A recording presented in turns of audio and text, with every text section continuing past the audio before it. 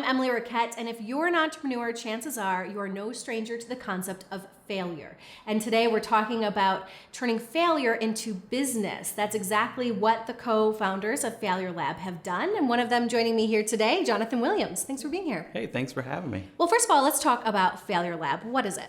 Yeah, it is a storytelling event and corporate training company, and we are all around, we're international, and we push back on the fear and the stigma of failure through vulnerable storytelling events and really a unique corporate curriculum. So put me in the audience's seat, if you will, for a Failure Lab event. What is that experience like? Yeah, it's very dimly lit, minimally produced. It's kind of like a dark play. We feature usually 6 storytellers. So we take successful community leaders, we put them on stage, we give them 10 minutes, and they can only open up about a vulnerable time in their lives. It's really the backstory, the context, and they share the struggle. And kind of our magic ingredient is that they can't share a lesson or justify or blame shift. They kind of have to leave the audience with a cliffhanger. And the reason we do that is then the audience is invited into the story afterwards. So instead of us putting a successful person on stage and they give you their 5 bullet points and lessons of what they've learned, you get 400 lessons to their one story. And then that's crowdsourced, published online, and it's all becoming part of this growing conversation that's pushing back on the stigma around failure. I love that because so many people like to talk about failure now, but it always comes with the lessons. It's like, yeah, I failed, but don't worry, then I became a multimillionaire or billionaire. And for some of these stories, you're just left thinking, well, wait, like what was the lesson? And you kind of have to figure that out for yourself. Yeah, it is really interesting because people, when they become successful, and when you're on the outside looking in, you almost kind of, you don't fully understand the process, like what it took for them to get there. And I think it's really encouraging to hear that backstory and that vulnerability. And it really lifts you up to know, like, the trenches you're going through, whether it's a business or a marriage, you're not alone in that, and other people are going through that. And that's really the purpose, is kind of open people back up and get them excited about trying new things and not shutting them down. So when you launched Failure Lab, did you have a plan to monetize it and turn it into a business at the time? Absolutely not. Nope. Ironically, the previous project we were working on was it was a community storytelling project, basically digital media, and it was all about positive storytelling. We worked on it for 4 years, never made a dollar, massive failure. But we learned 2 things.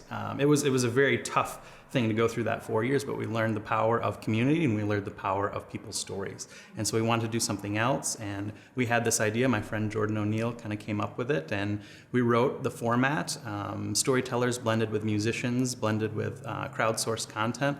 We tried one in May 4 years ago, 2012. I was there. Hey, thank you for keeping the scene alive. And it was awesome. Yeah, and it was completely an experiment. We had no idea how it was going to go. We were terrified that the audience would just be depressed or cry or hate it, and it was the opposite. The venue had to kick us out hours later, and we were hooked. And so since then, we've been all around the country. We launched an independent model, so anyone, anywhere is empowered with our digital kit to host their own Failure Lab. So they've been international and national, and it's been a wild ride in 4 years. We've had hundreds of storytellers, CEOs, athletes, musicians, rappers, writers, lawyers, just really running the gamut of different people with different stories.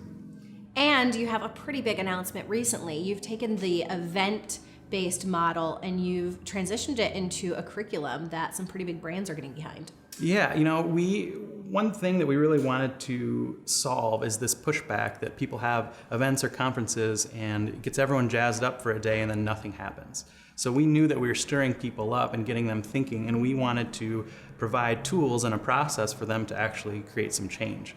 So we had 3 years of thousands of crowdsourced lessons, and you could very easily see reoccurring themes in them. So we took those themes, we wrote an outline, and we created a corporate training program. It's 6 modules, 2.5 hours long.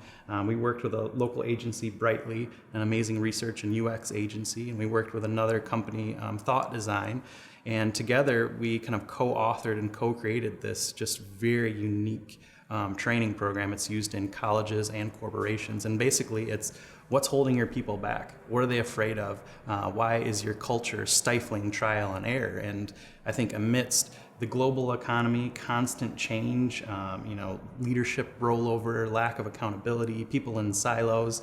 It just seems to really have hit a nerve in what organizations are going through right now, and it's been really incredible. So our biggest client right now, we're going down to Austin, Texas to work with Dell in a week, and we're just really excited. They're putting their global marketing rotation team through our training. And so it's a really unique time for Dell because they have just an amazing training program where they're kind of getting people out of their comfort zone and mixing it up. And so we fit in really well in there to say, hey, this is sort of an uncomfortable time. How are you going to deal with that and properly process it?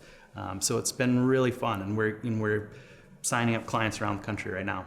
That's really exciting. You mentioned these crowdsource lessons of failure, and having been in it for a few years, can you share what you think some of these biggest lessons are? You've listened to people talk about failure, everyday entrepreneurs to really famous celebrities or CEOs. What are some things you're finding in common? Yeah, I'd say the biggest thing Failure Lab has taught me is that we don't grow in comfort. Complacency, I think, is one of our biggest enemies, isolation, and kind of how self-aware you are. So really all of these storytellers, what they have in common is that they are resilient. They're almost stubbornly so, where they're willing to just keep getting back up. The other thing is they have a perspective, a perspective on themselves and how other people see them. And that's where a lot of people, I think, falter, is how they kind of view that. And then lastly, it's really, are you willing to ask for help and are you willing to change? Isolation, I think, is just our number one enemy. And in the way we're all becoming in silos right now, that's a huge thing. So all of these storytellers are willing to pivot and ask for help, and they're surrounding themselves by role models and good people. And I think when you combine all of that, that's really what they all have in common. So right now we have the events that we can find and attend. There's the corporate training model, but what about for everyday entrepreneurs? Is there anything else we can find, and where can we go to learn more? Yeah, you can go to failurelab.com, and we have hundreds of videos free online. Failure Laboratory, this corporate training, you can shoot us an email and we'll send you some micro lessons and things you can work on, and plenty of content online at failurelab.com.